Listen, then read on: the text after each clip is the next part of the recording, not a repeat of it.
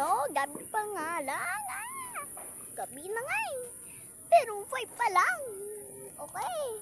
Ayan, marami ng tao. Hinihintay. O, diba mga beshi? Ayan ako, sa salamin.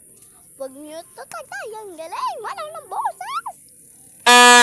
Halos ako, walang boses. Konti na lang. Diba mga beshi? Subscribe niyo muna ako.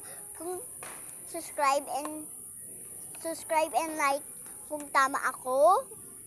Comment and share pag mali ako. Okay mga beshi, bye-bye muna.